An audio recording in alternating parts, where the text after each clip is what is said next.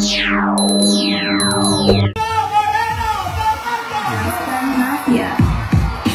talk ng katulen, rap ang bars pero broke ka pa rin. Race cars at mga dope na women. Kung wala ka yan, pwede mo namang kunin. Wala kang palusot kasi madaming paraan. Pangarap maliit pag di ka kinabahan. Maraming salamat sa ating tagapagpakilala, mga batang San Nicolas. Good evening! Kumain na ba kayo? Huwag kayong mag-alala. Nilipas din yan. Ako'y natutuwa, no? Naku, hanggang doon sa Kodli. Pasensya na kayo, ha? Medyo malakas ang ilaw, pero binabati ko rin yan yung mga nasa Kodli. Magandang gabi sa inyo.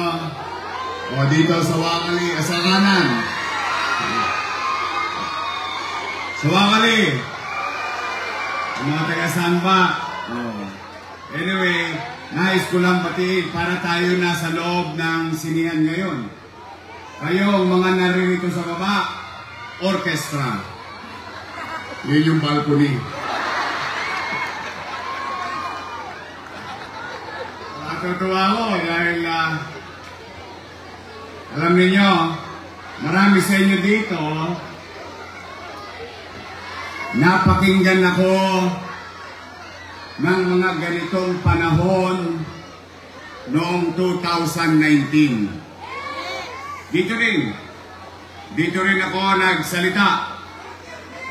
At meron akong isang binitawang salita. Kung maalala nyo lang, noong 2019, dito mismo, sinabi ko, for 30 years, basurero pa lang ako. Kung naalala nyo yung Elizalde Road sa tabing ilog, squatter na tong gitnang ito. For so long. At meron akong binitawang isang salita. Ang sabi ko noon, wag na wag nyo na akong iboboto pag hindi ko kayo nagawan ng pabahay dito sa San Nicolas. At sa awa ng Diyos, bagamat pandemya pa, nagpapasalamat ako, at least matangos ang ilong kong harap sa inyo. Unti-unti nyo nang nasisilayan ang matagal nyo nang pinapangarap dahil nagkaroon na ng Binondominium 1. Kaya ko nilagyan. Ito naman para sa inyo. Nay, hindi ka nadudungaw dyan. Mag-elevator ka na rin. Kaya ko yan nilagyan ng numero Binondominium 1 dahil ang pangarap ko magkaroon ng Binondominium 2, Binondominium 3, at Binondominium 4. Kung pinalad lang tayo, natanganan natin ang mas malaking resources ng national government, baka ngayong gabi nagsiselebrate tayo dahil hanggang Binondominium 4 tapos na. Pero magkaganon pa man, tuloy ang buhay. Sabay-sabay tayo mangarap. May awa ang Diyos, sa tulong ninyo, nakabalik tayo. Ito, mga taga San Nicolas, pumunta na kayo kay Cebuana Lulier. Isanlan nyo na to. Tatayuan ko kayo ng Binondominium 2. Dito, kayo dyan. Hindi na kayo maglalabas sa kalsada. Hindi na kayo maliligo sa kalsada. At hindi na rin kayo magsasarong kuneta. Bakit ko po nabanggit si Sharon Cuneta? Alam nyo, nung araw, ganyan din yung bahay namin. Ang tawag nung araw, condominium. patong-patong na squatter. Kung meron man nakakaalala sa inyo dito, yung Mabuhay Street sa Artem. Kaya ko nabanggit na Sharon Cuneta dahil pag sumasamahan siya namin, ang kinakanta namin, balutin mo ako, nabis ng iyong pagmamahal. Kaya lahat ng truck sa Artem, kawawa. Pag ginabot yun, nakakis ko. Mga nanay ko, mga tatay ko, kumapit kayo, may awa ang Diyos. May awa ang Diyos. I'll do my best. Sa mga minamahal kong lolo at lola, I love you. Pinaka-paborito ko yan. Mga nanay at tatay natin, senior citizen. Kayo ba, nagbabago na ba ang damdamin ninyo? Nagkaabutan na ng 3,000 eh.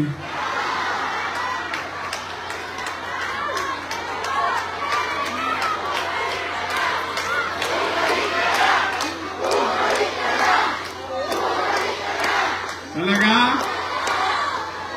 Kahit na ginawa nilang 3,000 yung 1,500? Talaga? Gusto niyo ba talaga akong bumalik? Di nga. Mataas ka kamay na gusto akong bumalik. Promise? Text man ha? O sige. Siyempre, nangangamba din ako. Baka minsan mabuladas kayo. Dahil hindi lang nagabot ng 3,000, nagabot pa ng 1,000. May 5 kilong bigas pa. Baka nagbago na damdamin ninyo. Talaga? Araw-araw akong inalmusal ng mga yun. Ako ang almusal, tanghalian, hapunan. Yung isa naman, ginawa kong pulutan sa inuman. Ay kung ganyan ang damdamin ninyo, ipanatag na ang loob ko. Nalulungkot lang ako. Nalulungkot lang ako dahil yung mga dati kong kasama, nung araw, panay ang papuri sa akin. Ngayon, ako na ang pinakamasama sa mata nila. Kaya ulitin ko, tanong ko, gusto niyo ba talaga akong bumalik? Marami daw akong utang. Talaga?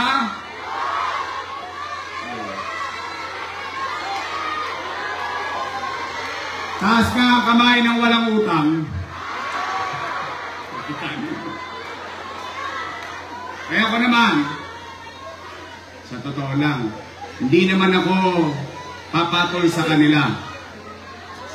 Yung mga panirang ginawa nila simula nung Nobyembre, nung Disyembre, January, February, patawag dito, patawag doon, 1 bulig dito, 5 kilo doon. Siyempre, nakakatakot din dahil gipit ang tao. Sabi ko naman, doon sa mga nakausap nila, sabi ko, tanggapin nyo lang tanggapin. Sayang din 5 kilo. Pansain din yun. Tapos may 1 bulig ka pa. May pan-Jollibee ka pa. Mamantikaan man lang tayo kahit konti. Tama ba? Pero, mga kababayan, ngayong gabi, wala kayong maririnig na panira sa amin. Wala. Bakit? Hindi mo kailangan manira ng kalaban mo sa politika at hilain mo yung paa para ikaw naman ang umangat. Hindi totoo yun. Ang taong naninira kasi walang nagawa.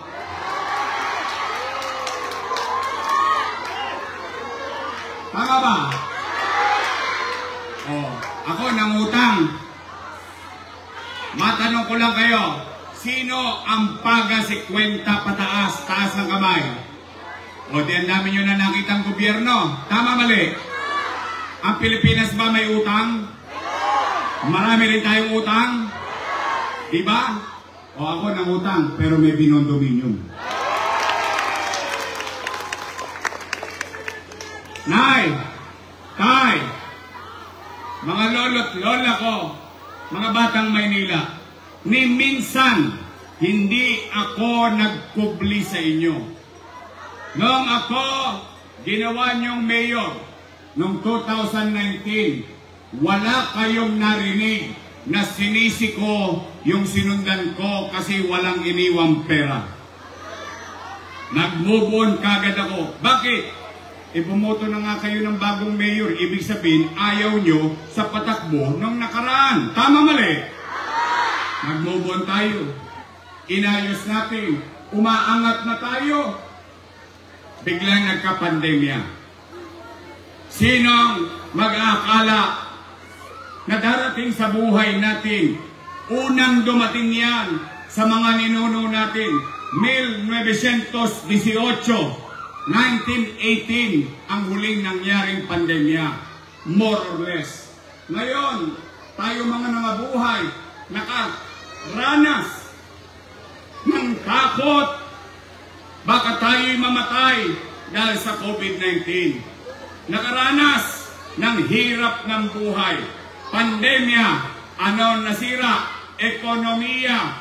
Pag walang ekonomiya, walang trabaho. Pag walang trabaho, walang picha. Pag walang picha, walang chicha. Tama mali?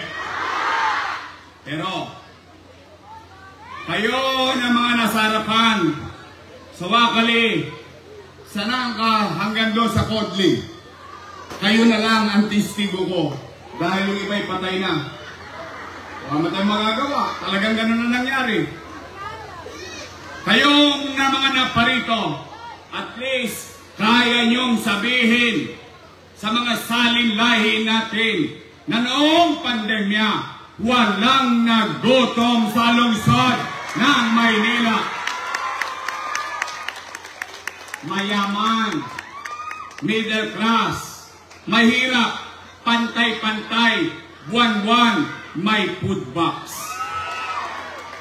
Sa Quezon City, sa Makati, o sa amang parte ng Metro Manila, ano meron? Hindi ko alam. Pero sa Maynila, sigurado ako, walang nagutom na bawat pamilya sa lungsod ng Maynila. Nakaraos tayo. Nakatawid tayo. Matanong ko lang kayo, real talk tayo ngayon. Taas ang kamay ng may anak dito. Matanong ko kayong diretsahan. Pag walang makain ang pamilya nyo, gagawa nyo ba ng paraan? Iraraos nyo? Lahat gagawin nyo? Ganon din ang ginawa ko bilang ama ng 2 milyong Manileño noong pandemya. Kaya may taong naninira, walang maikwentong nagawa o tayo magkukwento na may kwenta. Tingnan natin, kwentahin lang natin para lang magka-idea tayo. 700,000 families times 1,000. 700,000 times 1,000 magkano? 700 million! Patay na. Ang dami na zero. 700 million pesos buwan-buwan. Times 8. Lalo na nagka-leche-leche. 8 times 7. 5.6 billion piso. Saan ko kukunin yun? Ano, may puto ko ng ginto? Chicha pa lang yun. Remdesivir, Tocilizumab, Molnupiravir, AstraZeneca bakuna, daang milyon. Ospital ng COVID, 300 million. sa Luneta, mabuhay lang ang mga taga Maynila noong pandemya. Isama nyo pa, naalala nyo yung unang-unang bigay? 700,000 times 1,000 pesos bawat pamilya. Naalala nyo yun? Additional 700 million pesos. O ngayon naman, ipaalala ko lang, total kwentong may kwenta eh. Taas ang kamay ng may anak na nag-aaral sa public school dito sa Maynila. Mga batang Pedro Guevara, batang Almario, o tingnan ninyo, paalala ko lang, nakatawid ba ang anak natin sa pag-aaral ng pandemya? Di ba namigay tayo 110,000 na tablet sa bawat estudyante sa lungsod ng Maynila? 11,000 laptop para sa mga teacher natin. At ito pa maganda, libre internet. Tama mali? No magka 1 bilyong piso at 300 million pesos. Kayo na po ang magkwenta. Yung pa lang ang binibilang natin. Ngayon, ang ikinalulungkot ko, lahat daw ng ginawa ko, sabi nila, mali. Mali daw yun. Mali daw magtayo ng 10-story fully air-conditioned public school na Rosauro Almario Elementary School. Mali daw magtayo ng binondominium para naman na sa ganon kahit bumagyo, kahit uminit, ang tao natutulog ng panatag ng maayos. Saan ka nakakita? Dati, lahat ng bukol inabot mo sa untog.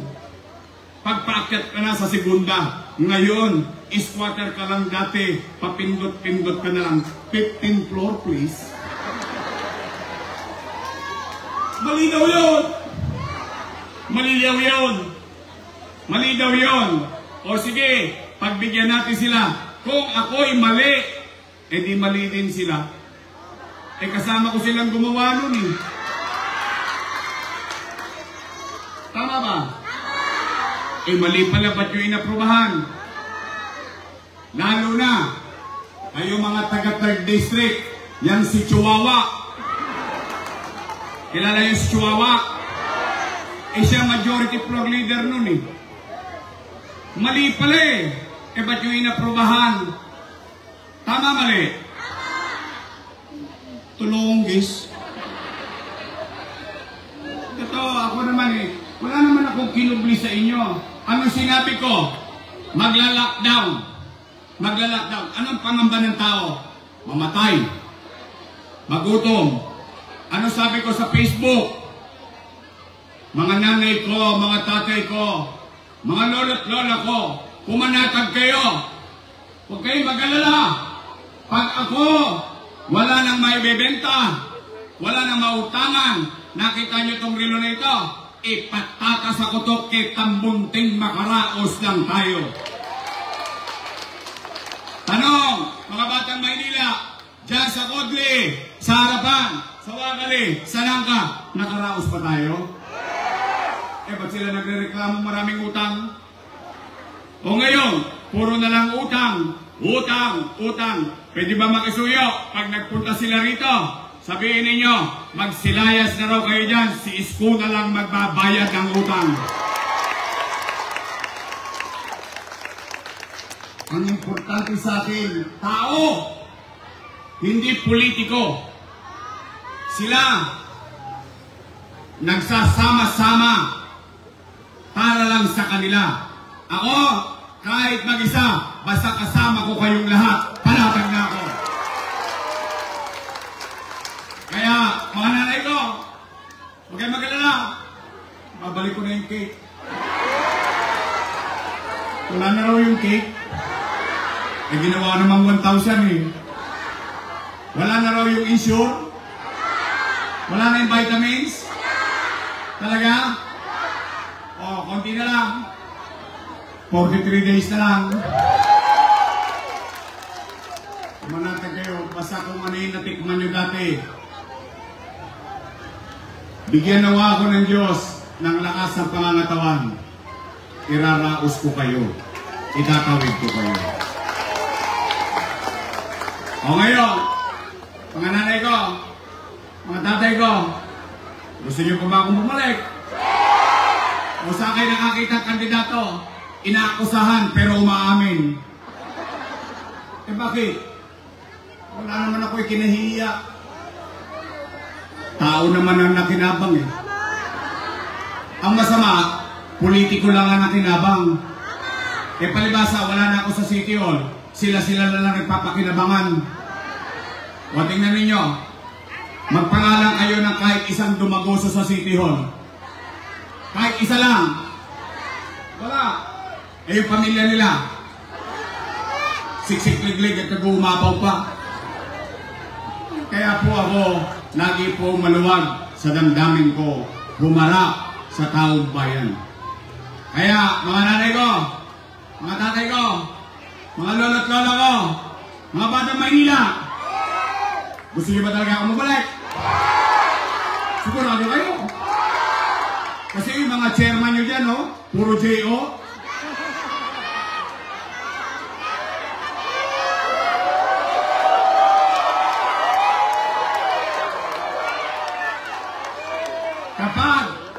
Kapag ang chairman ninyo at kagawad ninyo, ipinipilit sa inyo, yung nakaupo, magtaka na kayo. Ayaw nyo na, sinusubo pa sa inyo. Magkano kaya ang dahilan? Sarap siguro ng J.O. Joke only. Hindi o. Kasi talagang, ano na ngayon eh, napansin ko lang ha, mga nanay ko, ako naman, naniniwala ako, matatalino kayo. Alam kong gipit kayo. No question. Alam kong hirap ang buhay ninyo. Kaya nga ngayon, may mga form. May mga form, 3 bulig, 5 bulig. Oh, may AX. Ha? Ito pa maganda, usong-usong akap ngayon. Akap dito, akap doon. Pagtapos ng eleksyon, wala na kayong kakap. O, pero, bilang pang-unawa sa katulad ko na nalalaman ng sitwasyon ninyo, kunin nyo, sayang din. Yung mga pa-friends, di ba meron pa ngayong friends of ganito, friends of ganyan. O, sayang din naman, tirahin nyo na, pera nyo rin naman yun eh. Promise? At manamlay kayo. Pagkakuha ninyo, ipasyal ninyo pamilya ninyo, bilhin ninyo yung pangangailangan ninyo, pero huwag nyo ipakakalawit yung puso nyo, ha? Promise? Oy, basta ako naniniwala, matatag kayo. O ngayon, gusto nyo ba tayo magtuloy na mayor ng lungsod ng Maynila? Matanong ko lang kayo, natanong ko na dito ang mga nanay ko at tatay ko. Pero tatanungin ko na dahil general public ito. Nay, tay, hindi ko alam kung napapansin ninyo, yung napapansin ko din. Pero kayo na sumagot dahil sinabi ko kanina, ayaw kong maninira eh. Pero gusto ko ibigay ang tenga ko sa tao na mapakinggan ano ba talaga ang hinaing ng tao. Ngayon, matanong ko lang po kayo hanggang sa Kodli.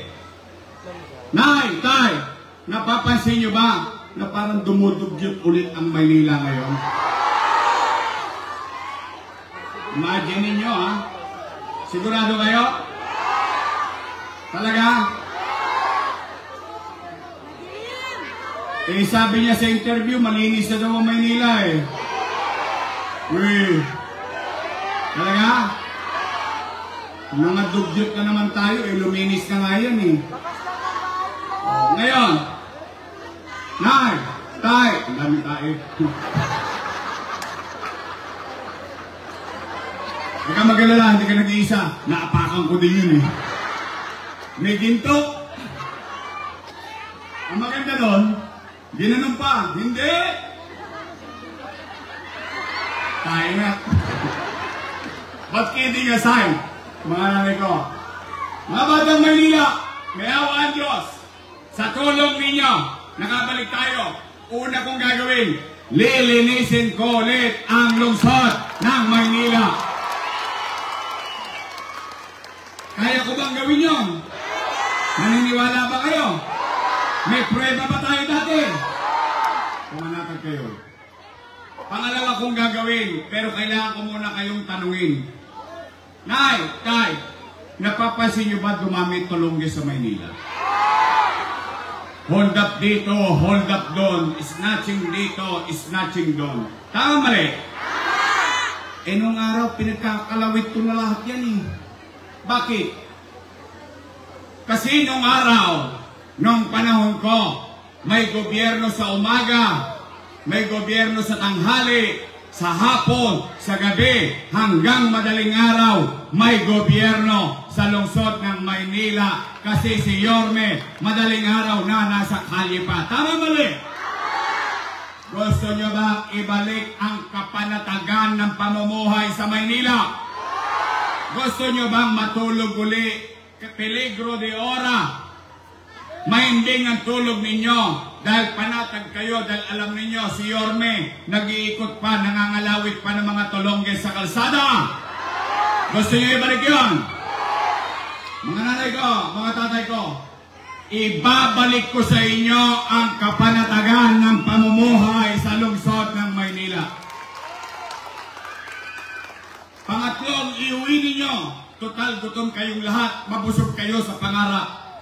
Sa pangarap man lang mabusog tayo ngayong gabi. Pangatlong gagawin ko, nasabi ko na yung isa. Kung ano sinimulan ko, pabahay, eskwelahan, ospital, at trabaho, MBN, minimum basic needs. Kung ano ang ginawa ko dati, gagawin na lang natin muli sa tulong ninyo, mga Batang Maynila.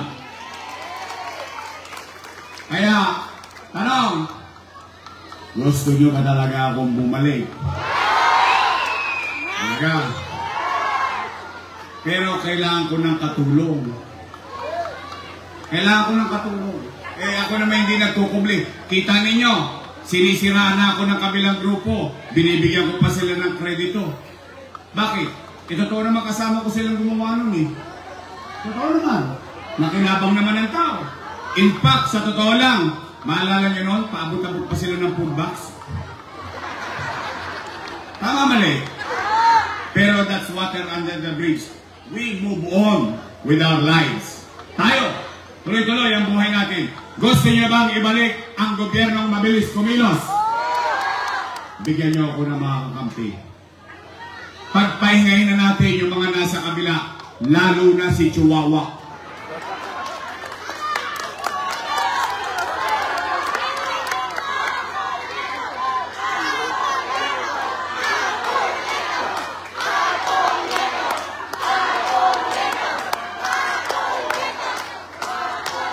Si Chihuahua, nagtatapang-tapangan lang yon, nangihiram ng tapang sa alak.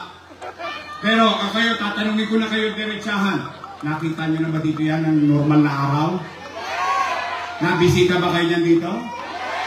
Pag may sakit kayo? Wala. Bakit? Doon busy sa Huwadcom.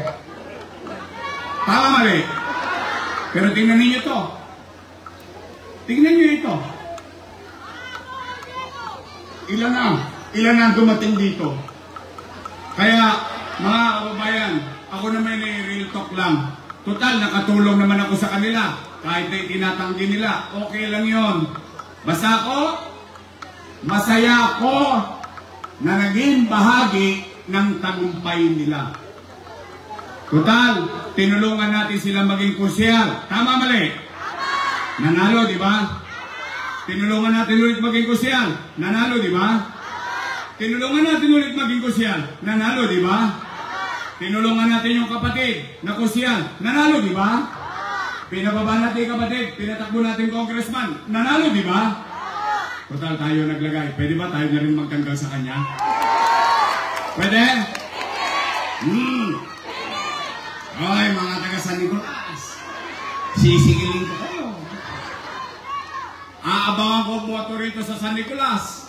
Kailangan walang makuha ang boto yan. Ang makuha lang niya yung binigyan niya ng JO. Nabigyan na ba kayo ng JO? Hindi ba? Mahinang klase pala kayo. Ay di bale, hayaan nyo na yun. Basta, bigyan nyo ako ng mga kasama. Nandito na sa kodli ko ang buong Yormes Choice. Mga nanay ko, mga tatay ko, nandito, may asim pa. Natikman nyo na ba yung cooking niya? Masarap ba? Matamis?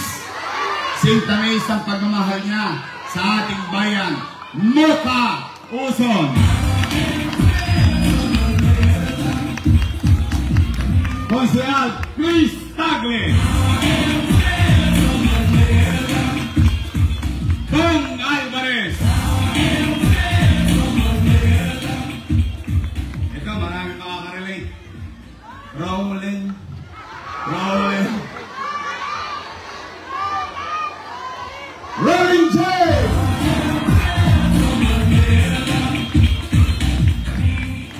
Oh, ngayon, ito, real talk ulit.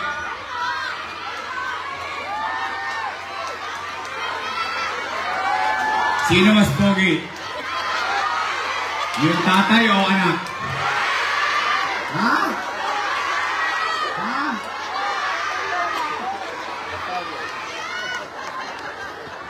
Against the light? Sino mas pogi? Si Letnet, si Tol? Sino? Si Tol? Di ko si Altol, Sargal.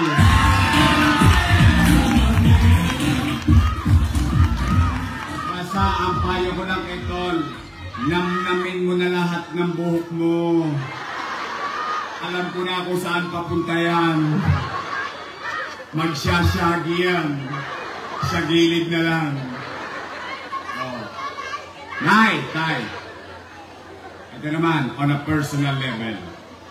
Basta ako, masaya akong nakatutulong sa tao, sa isa o sa maramihan. Katulad ni Chihuahua, itanggi man niya, wala na akong magagawa doon. Basta natulungan natin sila. O tapos na. We move on with our lives.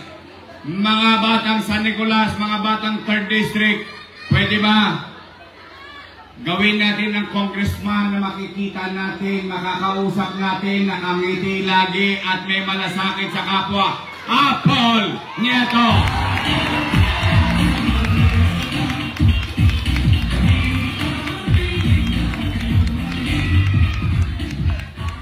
Malay nyo, imbis na ang ibigay niyan, AX o AKAP o tupad, baka ibigay niyan, binodogin nyo.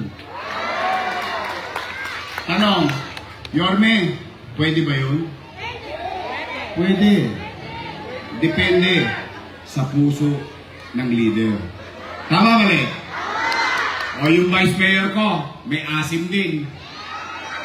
Mukha lang mo siyang 19. Naintindihan nyo na yun. Takorens na po yan. Siya po ay graduate ng Lasal, Political Science. Wow! Hindi alam niya ang trabaho. Tama mali? Oh, siya graduate ng Lasal. Daig ko yan. Ako graduate ng Ateneo. Oh, parang ayaw niyo maniwala. Ateneo naman talaga. Ano? Ateneo de Tondo. Tondo High School. Oh, hindi naman. Kasi siya, kaya niya ang trabaho. Komportable akong katrabaho siya. Basta lahat sila dito. Pag nagkamali, papaluwi ko sa Wepax lahat yan para sa inyo. Ang ating Vice Mayor, Chit Atienza!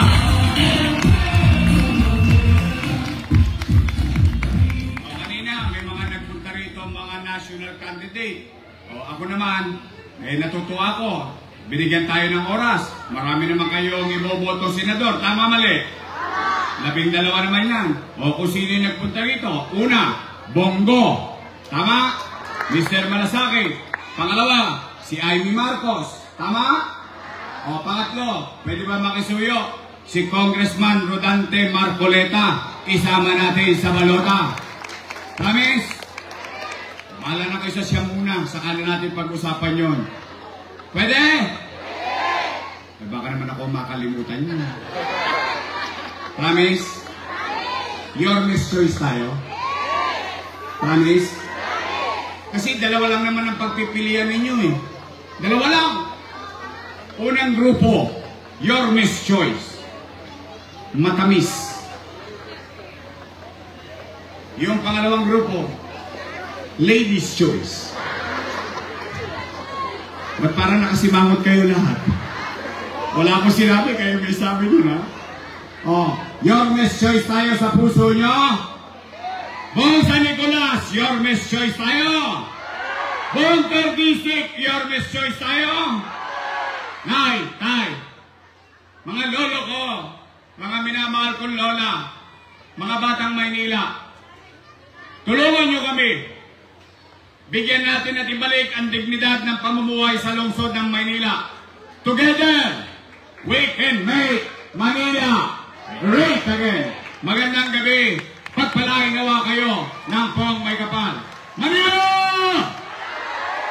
God first. Maraming salamat po sa inyong lahat. Maraming salamat po.